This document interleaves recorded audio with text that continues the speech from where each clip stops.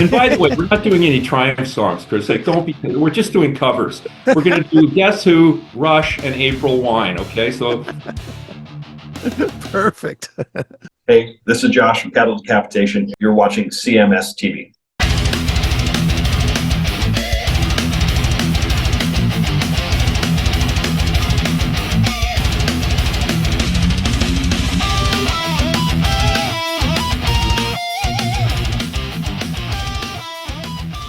It is Chris Akin Presents. I, of course, am Chris Akin, and big news here on the show today. Very exciting day for these guys, and really for a lot of us, kind of out of the blue. I don't think many people saw this one coming.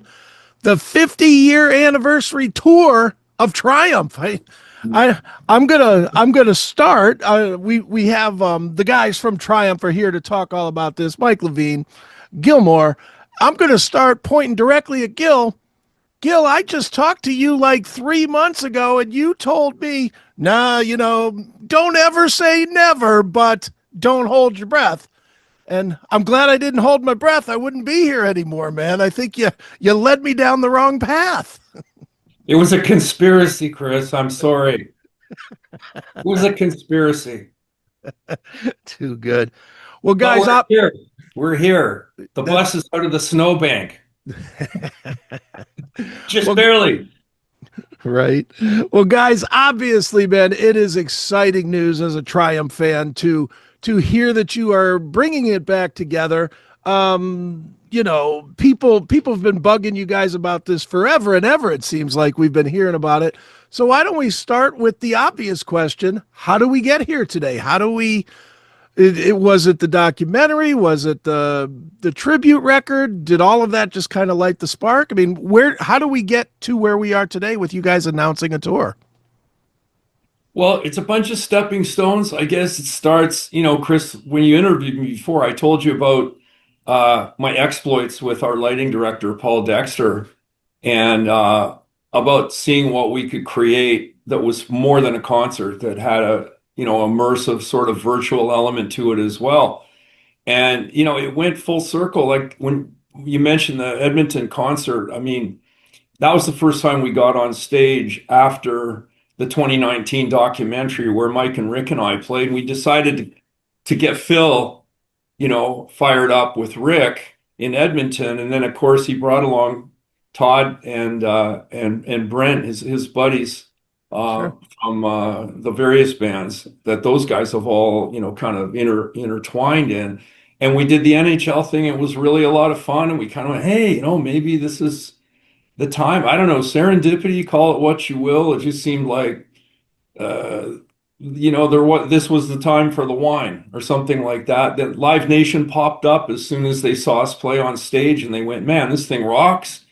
And they're good guys. We know them, from back in the day. So Live Nation is like, well, we'll put our shoulder behind it. Let's go, you guys. So it's just all of that cumulative thrust, I would say, Chris. And then I guess from the band's personal perspective, it's kind of like getting to be able to thank legions of fans that have been so loyal, that keep telling us what how the songs have meant a lot to them, helped them through some times. And I guess this consensus around the elements in our music that are, I don't know, positive messaging, the follow your heart, never surrender ethos. It kind of it moved us to feel like, okay, then this is something that is meaningful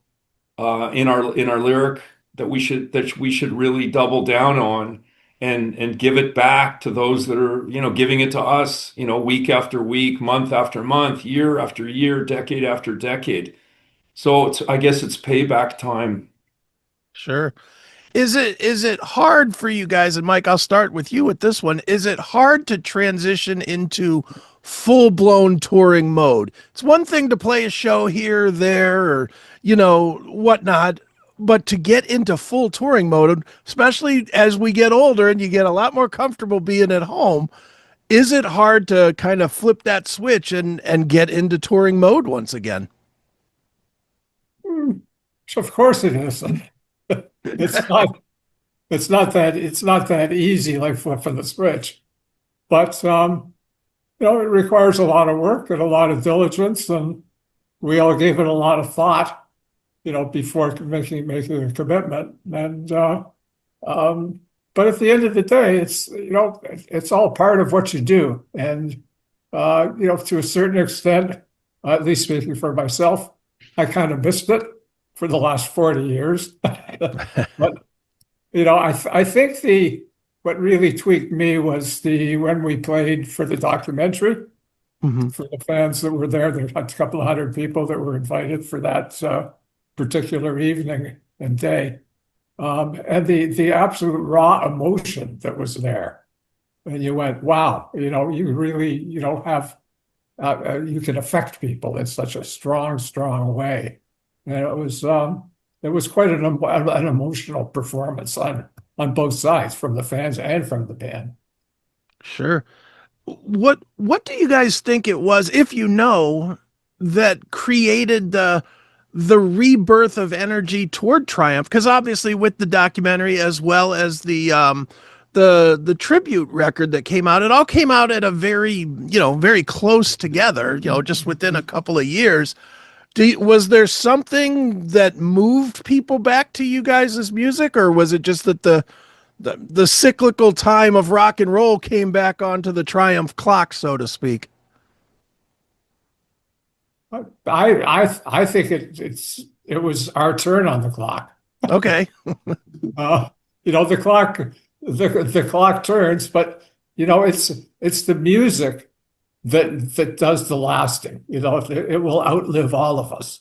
And the absolute love of some Triumph songs by many, many, many fans, you can't deny that. So it just is something that's there. And, it's like everything, like bell-bottom pants come back. Right. Triumph comes back too. Not that we're bell-bottom pants type people, but you know what I'm saying. Sure, absolutely. You guys, the pet rock, the bell-bottom pants, it's all coming back, right? The Floby. I wanted a Floby, Very good. Well, Gil, let me throw this one to you. You mentioned it earlier about, our talk a few months ago, where you did talk about the high-tech live experience.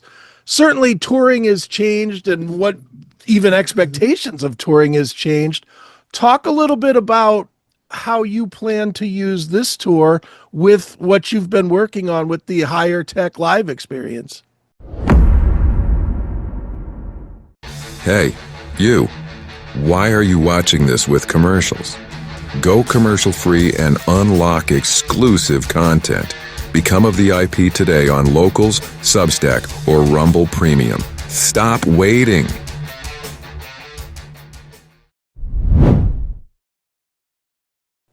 Well, I've always been a junkie for technology.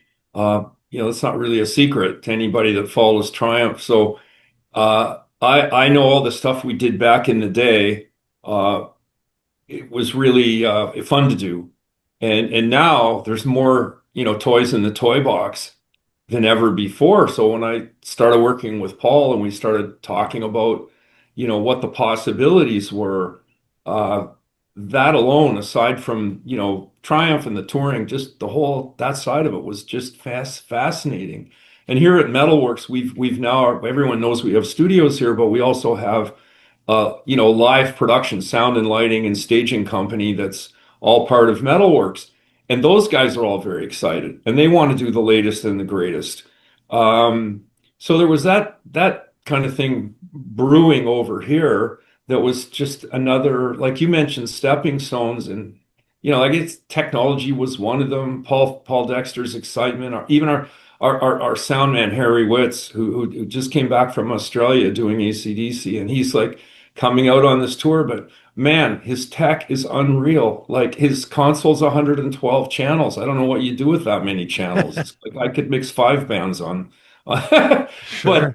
his excitement level is crazy, and what he's trying to do is always elevate, always elevate. So this show for us is a kind of a continuation of where we left off, using the technology that we can to uh, hopefully do a show that no one else has done. So you've gone to see band A, band B, band C, band D, but you've never seen what Triumph's going to do. That's our goal.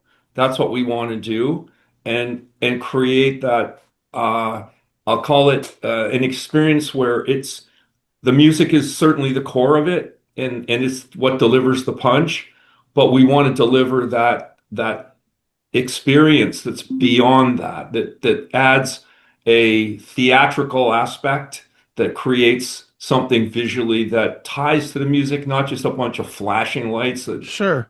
So many concerts I see, it's just a bunch of flashing lights that don't mean anything. So we're trying to do something a little special. Sure. Is it difficult, Gil, to draw the line between the band playing and the technology, as far as, you like you said, you could have all the bigness of it, but sometimes that can take away from the presentation of what's the core. Is that hard to find that line and not kind of have the tech part of it overtake the music part of it? Yeah, very much. I told you nailed it. I mean, like the problem is when it becomes gratuitous and uh not really scripted in a way that enhances the music. So it's kind of what I just said in my last comment. A bunch of flashing stuff is, for me, it's just visual noise. That's Sure. how I call it. It's like in audio, the term for garbage or flotsam and jetsam is artifacts, right? Right, You don't right. want artifacts. Well, it's the same thing visually. Like, it's what you watch a great movie, and if a great director, every scene pulls you forward. Well, hopefully, if we get our set right, the music will do that. Um, and then the visuals will hopefully, that's the lubrication, that's the spice, that takes your mind from the lyric and takes you to the next area where it's impacting you as you're taking it in. I'm getting all flowery here. And by the way, we're not doing any Triumph songs, Chris. Like, don't be. We're just doing covers. We're going to do Guess Who, Rush, and April Wine. Okay, so, Perfect. Very good. and that Well, wasn't my suggestion. That was Mike Levine, by the way. Triumph, the next generation. I wanted to do some Triumph stuff, but Mike said, "Oh, absolutely not. We're not doing no that. triumph. No Triumphs. The only tour ever with no songs by the band." It's the perfect anniversary to celebrate Triumph by not playing Triumph, right? That might make a lot of people happy. Very good. Well, guys, since we're joking about it a little bit, let's talk about picking a set list for the shows. I mean, I imagine there's 10 songs that are written before you even start looking at song lists, just because you sort of have to play them. Talk a little bit about the set, and are you picking songs just because you love to play them, just because the fans want to hear them? I mean, how do you even go about choosing a list at this point? I think you have to play the hits. Sure. You have to play what the audience came to see you for in the first place, because that's why they're coming back. They're not coming back to hear something totally off the wall. We could play, as Gil says, it'll all be covers, and everybody will walk out of there all disappointed. So that's not going to happen. But overall, it'll be as comprehensive as we possibly can do, based on what we think the audience wants to hear, as opposed to what we want to play. Sure, definitely. Now the tour, from how I understand it, and since it's just being announced today, if there's add-ons that I don't know about, just tell me. But it's primarily Canada and the U.S. from what I've seen. Are they for you guys as a Canadian band? Is Canada a different audience than America, or is it all kind of work the same way as far as the reaction and whatnot? I think it's the same. Like uh, Canadians, that haven't traveled enough throughout America don't understand Americans, and vice versa. And it's really, it's to me, it's kind of one country. Yeah, you have this dividing line, but when we cross that Peace Bridge into Buffalo, like we're with our American friends. And every state, when you cross over Ohio or Indiana, as you go like this and to the coast, to the east, to the west, to our buddies in Texas, there's no really, to me, no difference other than the climate, the accents, the landscape, but they're all very much the same in terms of the community and love of music. And I love traveling through America because of the little differences between all the states and so on. And the same thing applies in Canada. Like when you go across Canada and we have, the provinces, every time you cross, a provincial line, slightly different. But to your point, yeah, the fan reaction or to the music is pretty much universal. Sure. Are you guys surprised at the age range of fans that come to Triumph shows? Because obviously you got us 50, 60-year-old guys, you got us in your pocket, but it does seem like Triumph has found, you guys are one of those bands that is finding its way to the younger generation, through whatever, Spotify or YouTube or wherever people find things. It seems like the music of Triumph is one of those that's catching on with the youth as well. Are you guys seeing that? And B, what do you think causes that? Your daily metal fix is on Rumble. Watch the Classic Metal Show episodes free or go commercial free with a premium subscription. Find your Classic Metal Show now at rumble.com/C/CMS, rumble.com/C/CMS. Well, I think that we definitely see it based on fan communication and stuff like when we get we're at an event, let's say, and there's 100 kids outside, young people that have vinyl records Mm-hmm. that they've picked up somewhere, and they would love to have them signed by the band. So that's an interesting indication. But a lot of it's familial. In other words, it's you've got the grandfather, the father, the son, the kids, the grandkids. You have this whole ecosystem of music that the kids eventually, latch on to what we used to call in the olden days, big brother syndrome. The younger brother would, cop on to the older brother's music and get into it. So, but now it's like you've got this whole, 12-foot pool of relatives, their family that will all go to the show. And so it's quite fascinating. And let's face it, everybody's not turned on by the same music. So, there's always a hunt for new things. And the younger people are getting turned on to more classic rock. It's probably more melodic. It's probably more guitar oriented. The talent of the musicians might be higher than the records of today. And so, it's just, again, we addressed this earlier, what goes around comes around. And it's everybody gets a second bite at the apple all the time. Right on. Well, I'm glad we're getting this bite at the apple, the Triumph apple, because it is great to have you guys back up and doing it. Last question before we wrap this up. And I'm sure everybody's asking this, so I'll just do the cheesy one and ask as well. Is this leading somewhere else, or are we not that far yet? Well, I could take that. I don't think we're close to being that far yet. Okay. But there was an old saying, I think it was like W.C. Fields or somebody like that, and said, when you come to a fork in the road, take it.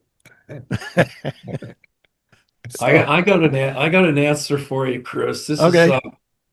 a direct quote from my daughter Holly. It's hard to say without knowing.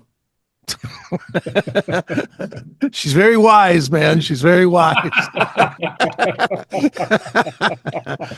Well, guys, it is a very exciting day. It is a very exciting time. Triumph 50th anniversary on tour in 2026. Where's the best place for us to direct people to keep up with you guys and find the tour dates and actually buy some merch instead of just streaming?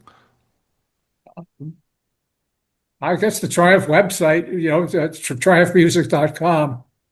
All the, there's links to the merch store there. There's links for pre-sale tickets.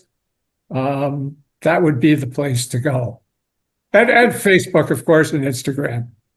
All right. Excellent. Well, one more time, 50th anniversary of the mighty Triumph coming in 2026, US and Canada, hopefully more places, but for sure, US and Canada. And Mike, Gil, this has been fun. Thanks for joining me here on Chris Akin Presents.